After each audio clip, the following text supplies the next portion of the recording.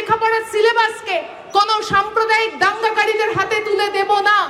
আমরা আমাদের লেখাপড়ার অধিকারকে, আমাদের লেখাপড়া শেখার অধিকারকে কোনো রকম মুখ্যমন্ত্রী, প্রধানমন্ত্রীর দামাল বাহিনীর হাতে তুলে দেব না।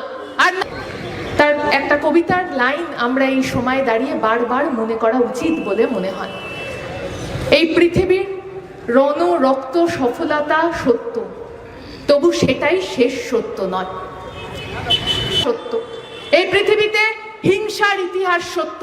এই পৃথিবীতে যত রকম ভাবে মানুষের লড়াই কেড়ে নেওয়া হয়েছে, মানুষের অধিকার কেড়ে নেওয়া হয়েছে, সেই সমস্ত কথা সত্য, কিন্তু সেগুলো শেষ কথা নয়। শেষ কথা বলবে এইখানে দাঁড়িয়ে শ্বেত পতাকায় লাল তারাটার ঝান্ডার কর্মীরা, শেষ কথা বলবে এসএফআই এর কর্মীরা, শেষ কথা বলবো আমরা। আমাদের স্কুল বাড়ি বাঁচানো, আমাদের কলেজে লেখাপড়ার অধিকার বাঁচানো, আমাদের অধিকার বাঁচানোর লড়াইয়ে আমরাই শেষ কথা বলবো। সাথী সভাপতি, এই সময় এই মঞ্চে উপস্থিত রয়েছে আমাদের সংগঠন ভারতের ছাত্র ফেডারেশন, তার সাধারণ সম্পাদক কমরেড সৃজন ভট্টাচার্য। উপস্থিত রয়েছে আমাদের সংগঠনের এই রাজ্যের সম্পাদক কমরেড দেবাঞ্জন দে, হাওড়া জেলা কমিটির সম্পাদক এবং সভাপতি, এবং আমাদের রাজ্য সম্পাদক মণ্ডলীর সদস্য কমরেড তাতাই এবং কমরেড বাদশাদা সহ এই সমাবেশে আপনারা যারা আমাদের কথা শুনতে এসছেন, যারা এসএফআই ভারতের ছাত্র ফেডারেশনের কথা শুনতে এসছেন, আজকে এবং আগামীকাল হাওড়া জেলা তার ছাত্র সংগঠন ভারতের ছাত্র ফেডারেশনের সম্মেলন। এই সম্মেলনের মধ্য দিয়ে আগামী কয়েক বছর এই জেলায় ছাত্র সংগঠন হিসেবে এসএফআই কিভাবে কাজ করবে তার রণকৌশল ঠিক হবে। স্বাভাবিকভাবে এই সম্মেলন আমাদের সংগঠনের এক গুরুত্বপূর্ণ সময়ে দাঁড়িয়ে সংগঠিত হচ্ছে। সেই সময় দাঁড়িয়ে আমাদের ডাকে আহ্বানে সাড়া দিয়েছেন যে সকল আমাদের অভিভাবকরা, আমাদের সংগঠনের ডাকে যারা সাড়া দিয়েছেন, আমাদের সংগঠনের প্রাক্তন নেতৃত্বরা, আমাদের এখানে আমাদের সংগঠনের প্রাক্তন নেতৃত্বরা রয়েছেন, সুমিত্রদা সহ সকলে, তাদের সবাইকে আমরা আমাদের সংগঠনের তরফ থেকে সংগ্রামী অভিনন্দন জানাই।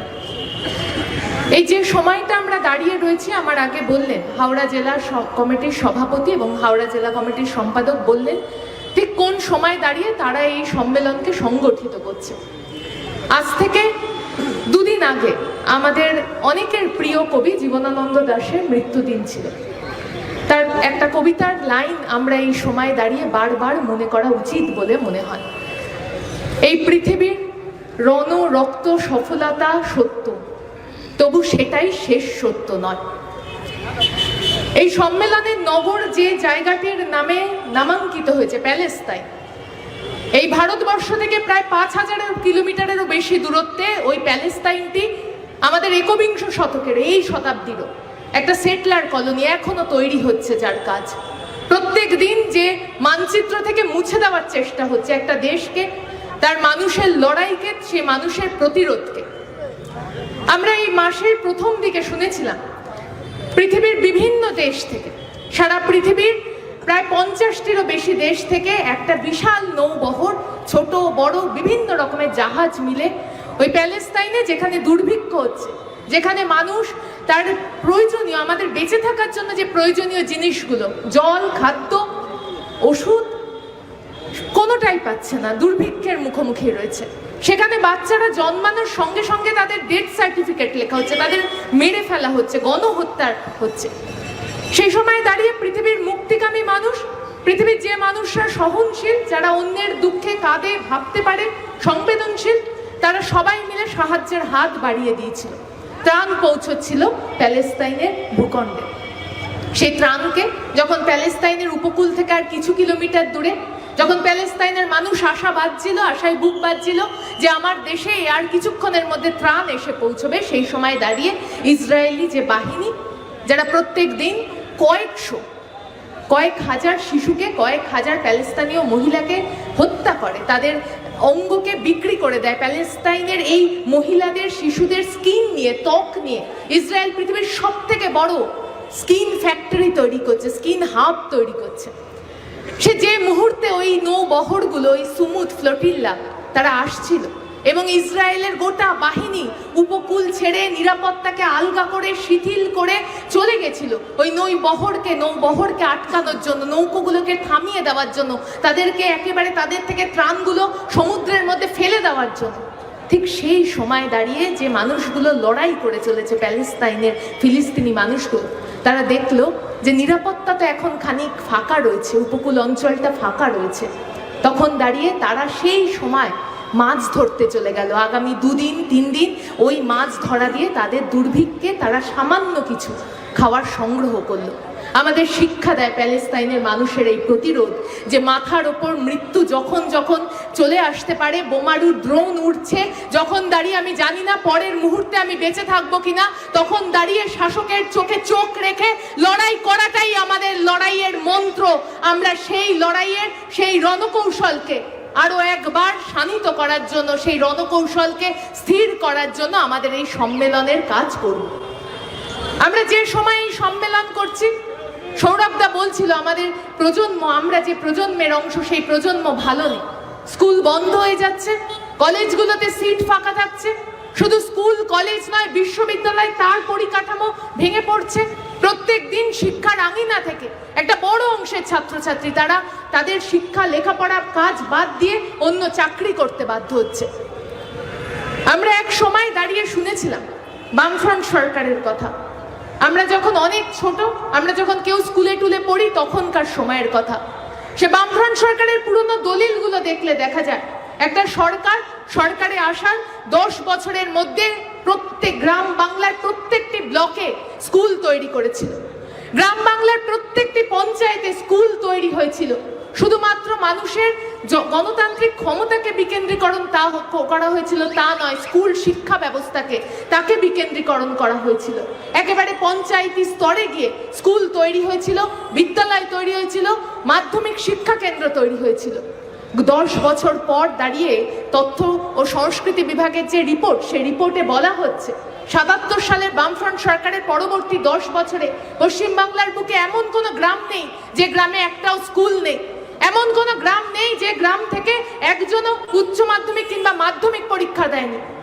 77 সালে এই বাংলার মাধ্যমিক পরীক্ষার্থী যদি 5000 হয়ে থাকে, 87 সালের রিপোর্টে বলছে এই বাংলার মাধ্যমিক পরীক্ষার্থী সেটা বেড়ে গিয়ে 5 লাখ হয়ে গেছিল। অথচ আমরা এমন এক সময় দাঁড়িয়ে রয়েছি, 2011 সালে এই রাজ্যে তৃণমূল কংগ্রেস ক্ষমতায় আসে, মানুষ ভরসা নিয়ে, মানুষ আশা নিয়ে তাদের ভোট দিয়ে জিতিয়েছিল। আজকে 2025 সাল, আজকে দাঁড়িয়ে এই 10-12 বছরে আমরা দেখতে পাচ্ছি এই রাজ্যের বুকে একটা নয়, দুটো নয়, 8000-এরও বেশি সরকারি স্কুল বন্ধ হয়ে গেছে। আজকে দাঁড়িয়ে আমরা দেখতে পাচ্ছি এই রাজ্যের বুকে এমন বহু স্কুল আছে, 6000-এরও বেশি স্কুল রয়েছে, যে স্কুলগুলোতে একজন মাত্র শিক্ষক রয়েছে। আমরা দেখতে পাচ্ছি গোটা রাজ্য জুড়ে সরকারি শিক্ষা ব্যবস্থাকে একদিকে যেমন ভেঙে দেওয়া হচ্ছে, তার পরিকাঠামোকে ধ্বংস করা হচ্ছে, অন্যদিকে প্রত্যেক দিন পাড়ায় পাড়ায়, মহল্লায় মহল্লায় বেড়ে উঠছে বেসরকারি শিক্ষা প্রতিষ্ঠান। যে গরিব, নিম্নবিত্ত, নিম্ন মধ্যবিত্ত পরিবারের ছেলেমেয়েরা ওই সরকারি স্কুলগুলোতে লেখাপড়া করতে যেত, তারা বাধ্য হচ্ছে লেখাপড়া ছেড়ে দিয়ে অন্য কোনো কাজ করতে। পশ্চিমবঙ্গের ড্রপ আউটের হার মাধ্যমিক পরীক্ষায় আমরা দেখে আতঙ্কিত হচ্ছি। আমরা যখন মাধ্যমিক পরীক্ষা দিয়েছি, সেই সময় দাঁড়িয়ে 10 লাখ 12 লাখ লোক মাধ্যমিক পরীক্ষা দিত। আজকে দাঁড়িয়ে মাধ্যমিক পরীক্ষা না দেওয়ার সংখ্যাটা প্রায় 6.5 থেকে 7.5 লাখের দিকে চলছে। কলেজেরও একই অবস্থা, 9.5 লাখ কলেজের সিটের মধ্যে মাত্র 3 থেকে 3.5 লাখ 4 লাখ সিট ভর্তি হয়েছে, বাকি সব সিট ফাঁকা। পশ্চিমবঙ্গের বিভিন্ন কলেজে আমরা দেখতে পাচ্ছি বিজ্ঞানের সিটগুলো ফাঁকা রয়েছে, লাইব্রেরি, ল্যাবরেটরির ইনফ্রাস্ট্রাকচার বলে কিছু নেই। আসলে গোটা শিক্ষা ব্যবস্থাটাকে, সমগ্র শিক্ষা ব্যবস্থাকে এমনভাবে ধ্বংস করে দেওয়ার চেষ্টা হচ্ছে যাতে একটা প্রজন্ম লেখাপড়া করতে না যায়, লেখাপড়া করার থেকে আগ্রহ হারিয়ে ফেলে।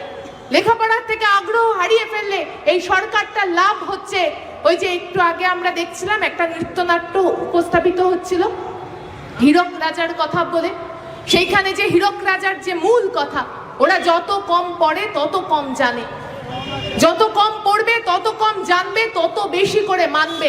এই রাজ্য জুড়ে প্রত্যেকটি প্রান্তে যে দুর্নীতির সঙ্গে দুষ্কৃতী রাজের গুন্ডাগিরির যে নেক্সাস, যে হাতে হাত রেখে একটা তৈরি করা হয়েছে পরিবেশ, সেখানে দাঁড়িয়ে তারা প্রশ্ন করবে না।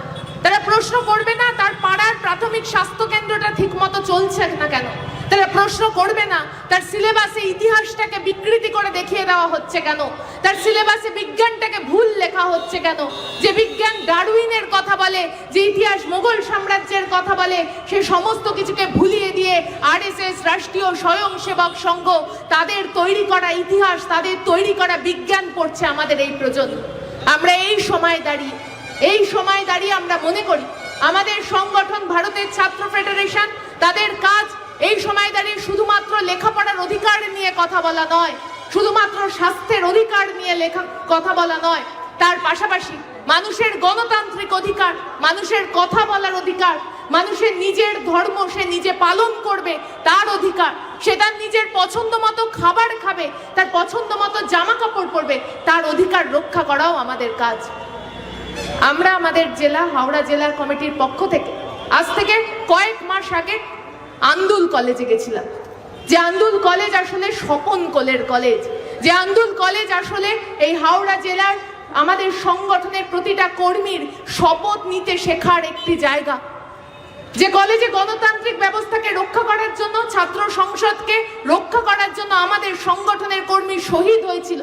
সেই কলেজে আমরা ওই ইউনিয়নের কি অবস্থা, ইউনিয়ন ফি গুলো মাসে মাসে কোথায় যাচ্ছে, তার টাকার হিসেব কি, প্রত্যেক বছর ইউনিয়নের নামে যে টাকা তোলা হচ্ছে সেই টাকার হিসেব কোথায়, তা চাইতে গেছি। ইউনিয়ন ইলেকশনের জন্য প্রত্যেকটি কলেজে যে ব্যবস্থা থাকা দরকার সে ব্যবস্থা নেই। আমরা সে সমস্ত দাবি নিয়ে যখন গেছিলাম আন্দুল কলেজে, আমাদের সঙ্গে মুখোমুখি একেবারে দাঁড়িয়ে গেটের একদিকে এসএফআই এর কর্মীরা, এসএফআই সেই চোখে চোখ রেখে লড়াই করেছিল তৃণমূলের গুন্ডা বাহিনী। আন্দুল কলেজ থেকে আমতা কলেজ অবধি এই গত কয়েক বছরে এই জেলায় ছাত্র আন্দোলন স্কুল থেকে শুরু করে কলেজ অবধি সংগঠিত হয়েছে।